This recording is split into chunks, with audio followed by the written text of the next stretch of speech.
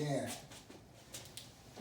Welcome back to another lesson and another session with yours truly, the counselor, Mr. James Horton. Welcome back, everybody.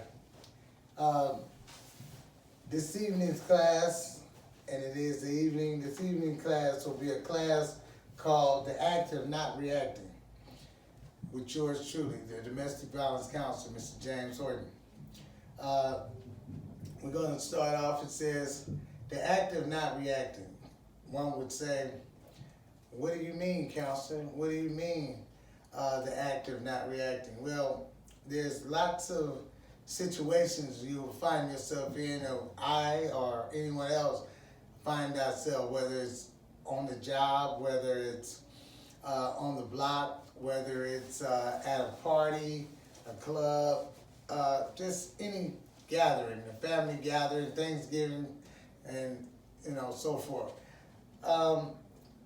You have people that know how to push other people's buttons, people that say things that are very annoying, and we many times lose our cool.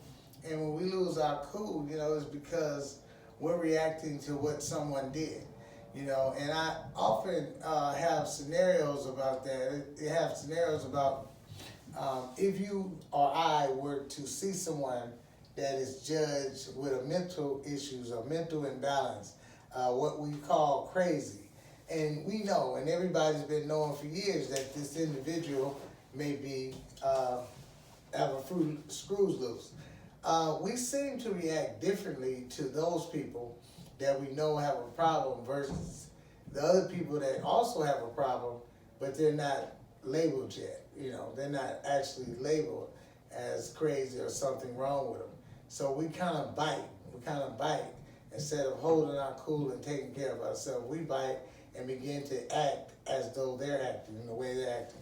So it says the act of not reacting. It says, within the acting stage of not reacting or the act of acting out, especially when it deals in areas that relate to domestic violence, some of us have learned, and many more of us will eventually learn, that there is no great benefit when it comes to not reacting.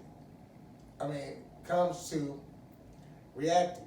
There's no benefits when you react. It says there are also many great losses when it comes to how one reacts or responds to a sudden situation, problem, or event.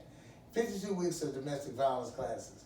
Ask yourself questions. Number one, are you known to violently react or attack when your partner or ex-relationship partner tells you that the relationship is over and they found someone else?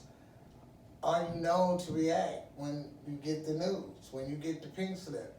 Are you known to just, throw it all away? Are you known to tear up the house, start throwing things, start throwing fruit, start throwing pictures and tearing up pictures and going crazy, doing all that nonsense? Are you known to do that when you get the news? Number two says, are you known to prejudge, become belligerent, and react ignorant towards your relationship partner when you call them and they don't answer the phone or respond back in an appropriate time? Are you known to be just really go there? You see me calling? You know you see me calling, right? Why you didn't answer the phone? And you're like, my phone was dead. You lying. Well, it could have been dead. And there's other things that happen with that phone deal. Sometimes the calls don't come in. Sometimes someone else might be calling at the very same time as you were calling. And sometimes you might be in a location where the reception is bad. And there are lots of times where the person didn't see your call. But, that's that reacting to what your head tells you. Know this, that your head and what's in your head is not your friend at all times. Your head, your thoughts, and your brain will also lie to you. All right? Number three. When someone you know or don't know or love is talking loud and down and speaking to you in an inappropriate, degrading manner, do you act, keep your cool or react back to them the same way they are acting out to you. When somebody gets at you, do you just really let them take control? Because you don't know you're allowing someone to take control. You think you're in control, but you're really out of control. Because just because someone else is acting a fool doesn't mean you should give up your power and your strength and lose your cool.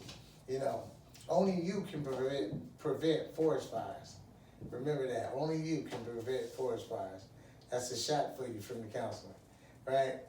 It says, number 4, when it comes to you dealing with unmet needs and solving unresolved problems and storms in most of your relationships, are you known to act calm and seek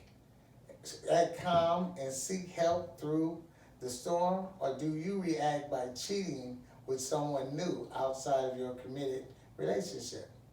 When it comes to you dealing with unmet needs and solving unresolved problems and storms in most of your relationships, are you known to act calm and seek help through the storm, or do you react by cheating with someone new outside your committed relationship? We seem to, a lot of us, not all of us, but a lot of us do learned behavior from what we see and things we've experienced and people we associate ourselves with. We seem to go fix a problem with a problem, right? If our head tells us that our partner is being unfaithful, we seem to, I'll fix that by going to get someone else or adding more problems to the situation without even finding out truly what might be going on or what may be going on. All right, number 5. When you find yourself in a bad space with your relationship partner who's speaking and throwing verbal and threatening shots at you, do you feel better when you surrender and remain calm, or do you feel better when you react and act out to what your partner is saying, right? Do you really feel better? Because I've been in situations before I matured in some areas, and I used to think that it's best to go off on the person that's going off on me. But I'm really not maintaining control.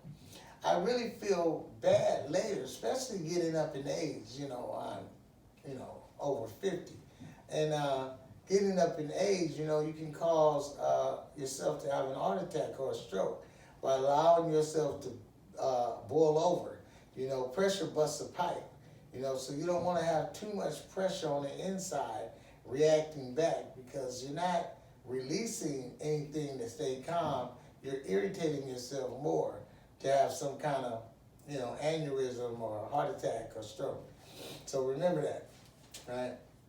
Especially as men, we really must, So number 6, does anyone know, believe, or agree that there is a very close relationship between maturity and immaturity and acting calm and acting out when it comes to how to react or respond to a relationship partner, and also how to react to the world around you, right? There's relationships because, you got yourself in situations when you're young, get yourself in situations when you're old.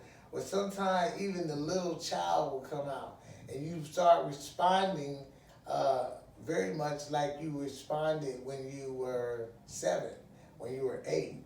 And so there's a relationship of how we lose it, and we don't act mature in the way we should. We don't respond as an adult should respond, because we're allowing our emotions and our feelings to take over. All right? So, number 7, we're going to close this out.